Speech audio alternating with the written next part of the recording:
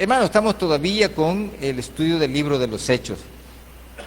Lo comenzamos quizás a finales del año pasado, ¿verdad? Como en octubre me parece que lo comenzamos y todavía no hemos caminado, hermano, después de unos 6 meses no hemos caminado más que solamente 9 capítulos, ¿verdad? Y vamos comenzando el número 10. Sin embargo, cabe aclarar la iglesia de que el libro de los Hechos es el único libro histórico que tenemos en el Nuevo Testamento, ¿verdad? Es el que nos narra, y me encanta lo que el doctor Lucas hace de mencionar lugares, nombres, con fechas y con apellido, porque por ejemplo usted lee conmigo Hechos capítulo 1, léalo conmigo allí, que lo vamos a ir descubriendo todavía más adelante, ¿verdad? Porque Lucas tiene esa gracia. Fíjese cómo dice, mire, Lucas 1, dice: en el primer tratado, o Teófilo, hablé acerca de todas las cosas que Jesús comenzó a hacer y a enseñar, hasta el día en que fue recibido arriba, después de haber dado mandamientos por el Espíritu Santo a los apóstoles que había escogido, a quienes también después de haber padecido se presentó vivo, con muchas pruebas indubitables, apareciéndoles durante 40 días y hablándoles acerca del reino de Dios. Y aquí hay un señor Teófilo, ¿verdad? ¿Cuál es el primer tratado? Es el Evangelio según San Lucas. Lucas es el primer tratado que escribió Teófilo. Si usted va conmigo a Lucas capítulo 1, se dará cuenta, mi amado hermano, que este Lucas es un hombre, pues, aparte de ser un médico, profesional de la salud, era un hombre muy detallista, ¿verdad? Eso le vamos a poner, detallista. Lucas capítulo 1, versículos desde el 5 en adelante. Miren lo que dice, escribe Lucas. Lucas 1:5, miren lo que dice. Hubo en los días de Herodes, rey de Judea, un sacerdote llamado Zacarías, de la clase de Abías. Su mujer era hija de Aarón y se llamaba Elizabeth. Ambos eran justos delante de Dios y andaban irreprensibles en todos los mandamientos y ordenanzas del Señor. Me encanta porque menciona a Herodes y al sacerdote Zacarías, es decir, ahí podemos ver que son personajes de la historia. Y lo mismo le sucede en el libro de los Hechos. Así que Hechos, hermano, es el único libro histórico que tenemos en el Nuevo Testamento. Y nos narra, hermano, los orígenes de la iglesia, los inicios de la iglesia y por supuesto sus altos y sus bajos. En el capítulo 10, hermano, lo que nos vamos a encontrar es, hermano, a un personaje no creyente. Mire qué tremendo lo que vamos a ver esta tarde. Un personaje no creyente, converso o confeso, pero creyente en Dios. De esas personas buenas que hay en la calle, ¿verdad? Que usted les dice: mire, don fulano, lo invito a la iglesia, mira qué bonito. No, si yo no necesito ir a la iglesia porque yo no hago nada malo, ¿verdad? Eso es don bueno. Sin embargo, Dios tiene sus planes para cada uno de nosotros. Hechos capítulo 10. ¿Lo tiene? Ok, comencemos la lectura. Versículo 1. Había en Cesarea un hombre llamado Cornelio, centurión de la compañía llamada La Italiana. Se cree, hermano, que Cesarea era como la base de Poncio Pilato, ¿verdad? Y este Cornelio, que era el macizo de esta centuria, era uno de los hombres que estaba, hermano, resguardando, dándole seguridad al señor gobernador. Así que, hermano, Cornelio era un hombre no creyente, es decir, no había escuchado a Cristo todavía, no le habían presentado el Evangelio. Sin embargo, él conocía el judaísmo. Y ahora, no quiere decir, hermano, que él era prosélito o converso al judaísmo. No. Estamos hablando que el hombre le encantaba venir a la iglesia. Era de aquellas personas que: a mí me gusta el Evangelio, ¿cuándo va a haber vigilia? Y preguntan, ¿verdad? ¿Cuándo va a haber vigilia? Y vienen a la vigilia, pero hasta ahí nomás. Sin embargo, el hombre en el versículo 2 dice, mire las características. Cuando dice que era un centurión, es decir, era un soldado de alto nivel, no era un cualquier gato, ¿verdad? Era un hombre de alto nivel, de mando, de autoridad, de poder. Y dice el versículo 2, piadoso y temeroso de Dios con toda su casa. El hombre, hermano, era una muy buena persona. No tenemos quejas de él, porque aparte de que era, hermano, piadoso y temeroso de Dios, este hombre hacía, mire lo que dice, hacía muchas limosnas al pueblo y oraba a Dios siempre. Hay gente que, hermano, no es creyente, no es evangélica, pero platica con Dios. A su manera, sí, pero platica con Dios. Y Cornelio era uno de ellos, hermano. Ahora, Dios tiene sus planes para estas personas, porque mire, el hombre era piadoso y temeroso de Dios. Él no lo conocía, pero ya sabía que había un Dios porque los judíos se lo habían enseñado. Sin embargo, hermano, cuando dice que era piadoso, mire el versículo 2 lo que dice, y temeroso, el 3 dice, bueno, el mismo 2 dice, y hacía muchas limosnas al pueblo. Es decir, Cornelio le ayudaba a la gente pobre de su tiempo. Cornelio le ayudaba a la gente necesitada de su tiempo. Qué difícil, hermano, qué difícil que gente que no es creyente sea más bondadosa que los cristianos que estamos obligados a darle a las personas. Y usted y yo, hermano, yo conozco personas que no son cristianas, que no les gusta el evangelio, pero que son buenas personas, fíjate. Si lo único que le falta es aceptar a Cristo, nada más. Pero si usted lo llega a molestar, mire, don fulano, fíjese, sí, ¿cómo no? ¿Cómo más? Aquí está. Así era Cornelio, de ese tipo de persona. Y mire, hermano, y que para mí, hermano, yo le soy sincero, para mí es una especie de dolor, pues, en mi corazón lo que este hombre hacía. Porque mire lo que dice el versículo 3. Este vio claramente en una visión. ¿Cuántos creyentes que estamos acá en la iglesia hemos tenido alguna visión de Dios? Solo las tortillas miramos que pasan volando, ¿eh? Pero visiones de Dios no nos da el Señor. ¿Por qué? ¿Cómo está nuestra comunión con Dios? Este hombre dice que oraba siempre a Dios. Ahí dice el versículo 2 al final, mire, léalo. No solamente era piadoso, temeroso de Dios, con su familia, por el alto nivel de influencia que tenía, sino que dice, hacía muchas limosnas al pueblo y oraba a Dios, ¿cómo? Siempre. Le aseguro, hermano, y fíjese que no soy profeta ni soy hijo de profeta, pero le aseguro que muchos de nosotros ni por la comida que vamos a tomar oramos. Y este Cornelio siempre. ¿Y qué significa? Siempre. A cada momento, cada cosa. Señor, ¿está bien esto? Mira, Señor, y voy a hacer tal cosa.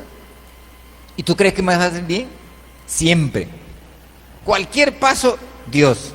¿No lo conocía? No. Pero ya sabía que había un Dios por ahí, un Dios de poder.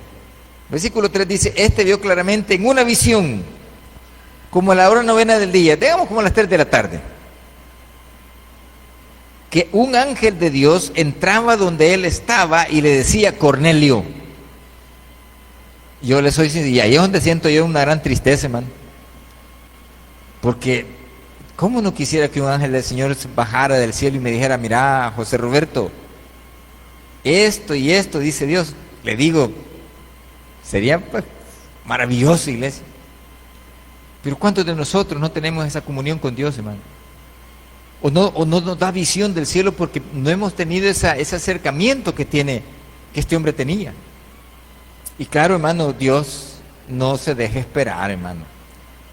Dios está cuidando a toda la gente del mundo, especialmente a los cristianos, pero aquellos que no son creyentes, pero que creen en Él, aunque no le han encontrado, aunque no le han buscado, aunque no le conocen verdaderamente, Él los llama, hermano. Él lo llama, y este hombre escuchó y puso atención a la voz de Dios. Mire lo que le dijo Dios, hermano, a través del ángel. 4. Él mirándole fijamente y atemorizado dijo, ¿qué es, Señor? Y le dijo, tus oraciones y tus limosnas han subido para memoria delante de Dios. Mire, tampoco vayamos a malentender el texto. Eso no quiere decir que porque usted haga buenas obras se va a salvar. No, no, no, no, no está hablando de eso. Está hablando que Dios está viendo las buenas obras de Cornelio, pero le está haciendo la invitación al Evangelio. Porque tus oraciones, tus limosnas han subido y Dios quiere que vos busques de Él. Mire, versículo 4 lo que dice.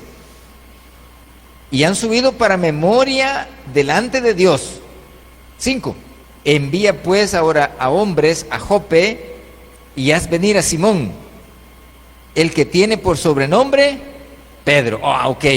Vemos dos cosas aquí. La primera, Dios tiene cuidado hasta del inconverso. Aquella gente que le cree, aquella gente que le busca, aun cuando no le entiende o no le conoce bien, pero Dios se le va a revelar. Pero también vamos a ver, hermano, el cambio que va a encontrarse, hermano, de la iglesia judaizante a la iglesia gentil. ¿Cómo podemos ver, hermano, aquí la religión, hermano? Es decir, la iglesia comenzó con israelitas, con judaizantes. La iglesia, hermano, pasó, no sé, unos 8 o 10 años siendo, hermano, manejada solo por la iglesia judía, apóstoles, los 12 apóstoles y toda la gente que era de ascendencia judía. Sin embargo, aquí hay un cambio. ¿Quién era Cornelio? Un centurión. Entonces significa que era un gentil, no era parte de la nación hebrea. Y los judíos son pero cerrados con su religión, cerradísimo.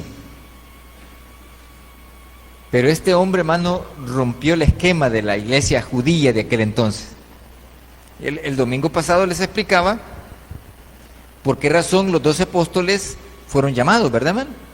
A ver, vea que les expliqué. Y fueron llamados, hermano, solo para llenar, hermano, el espacio de las 12 tribus de Israel.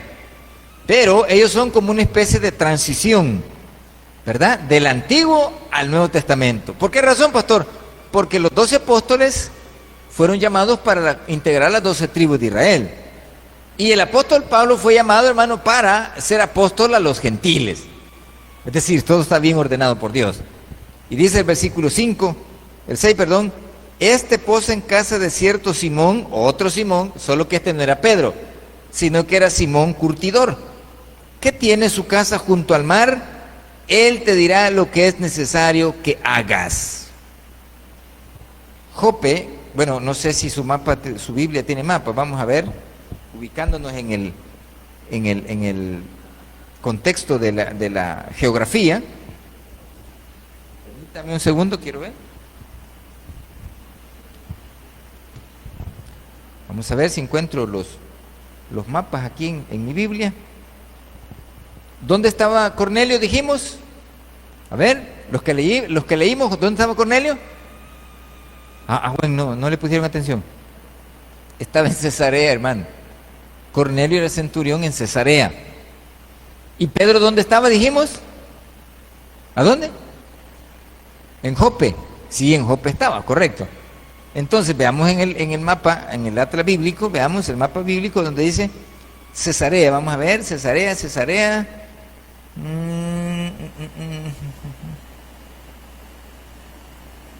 Ok. Vamos a ver, Cesarea. No me aparece, hermano. En mi mapa no me aparece Cesarea. Bueno, ya lo encontré. Ok. Cesarea está, hermano, por la costa del mar Mediterráneo, es decir, está por la costa, ¿verdad? Entonces, tenía que bajar el mensajero de Cornelio desde Cesarea hasta donde estaba Pedro, que era en Jope, una ciudad portuaria. Y las indicaciones del ángel a Cornelio están en el versículo 6, en donde dice, este posa en casa de cierto Simón curtidor que tiene su casa junto al mar. No había donde perderse. Jope busca acuérdense que en aquel entonces no había muchas, ¿cómo se llama? Mucha población y las casas eran pues más separadas. Ahora hay muchas, ¿verdad? Él te dirá lo que es necesario que hagas. Ok. Dios siempre te va a avisar cuáles son sus planes. Dios siempre nos va a avisar cuáles son sus planes. A través de la lectura de la Biblia, a través del predicador, a través de un hermano, incluso a través de una alabanza, hermano. Mire, muchas veces a mí Dios me ha hablado hasta a través de inconversos, ¿sí? Y cuando escucho esas cosas, hermano, que me dice alguien que no tiene conocimiento del Evangelio, que no es creyente, yo lo anoto, ¿sí? No, esto viene de Dios, ¿verdad? Si me lo dijo, yo lo tomo en cuenta y voy a ver cómo lo enmiendo, lo arreglo. Sin embargo, en el capítulo 10, versículo 7, dice, ido el ángel que hablaba con Cornelio, llamó a dos de sus criados y a un devoto soldado de los que le asistían, a los cuales envió a Jope después de haberles contado todo. Este Cornelio era buena gente, definitivamente, aunque tenía un cargo, tenía influencia, era un hombre de mando, de poder, pero era buena gente. Era buena gente. Yo soy sincero, no he encontrado personas tan bonachonas, hermano, como Cornelio, pues, ¿verdad? Que de repente, hermano, mire, tienen una manera de ser tranquilo. Gente de poder, pero tranquilos. Hay gente que no tiene poder y parece tigre, ¿no? Parece león, como que lo va a aruñar y a comer a uno.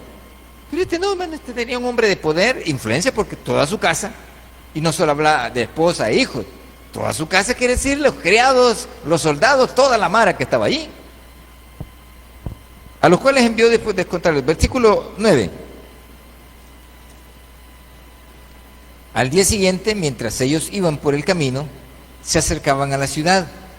¿Por dónde, en qué ruta agarraron los devotos, el devoto soldado y los sirvientes de Cornelio, hermano? A pura patita. A pura patita, se fueron en algún caballo o algún animal, pero a pura patita, hermano. Y el versículo 9 dice, al día siguiente, mientras ellos iban por el camino y se acercaban a la ciudad, Pedro subió a la azotea para orar cerca de la hora sexta, es decir, el mediodía. ¿Verdad? 6, 7, 8, 9, 10, 11 de la mañana más o menos. Ajá, ¿y qué hizo, pastor?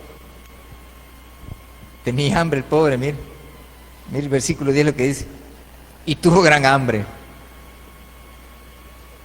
Bueno, no sé si esto será regla general, ¿verdad? Pero cuando uno le da hambre y no tiene que comer, mano a la mano, mejor pongámonos a orar. ¿Verdad? Pongámonos a orar. ¿Por qué? Porque Pedro no es que no había que comer, sino que no había quien lo hiciera. Sin embargo, dice el versículo, tuvo gran hambre y quiso comer, pero mientras le preparaban algo, le sobrevino un éxtasis. En oración, hermano, le vino un éxtasis. Un éxtasis es, hermano, una visión, ¿verdad? Es algo que a usted se le abre como un panorama, que usted está en oración y de repente no se sabe si está con los ojos abiertos o los tiene cerrados, pero de repente se abre un panorama, hermano, y usted puede ver más allá de las cosas materiales, más allá de las cosas terrenales. Y dice el versículo 10, y le vino un éxtasis. 11, y vio el cielo abierto y que descendía algo semejante a un gran lienzo, que atado de las 4 puntas era bajado a la tierra. Para que tenga una idea, míreme acá, yo aquí ando mi pañuelo,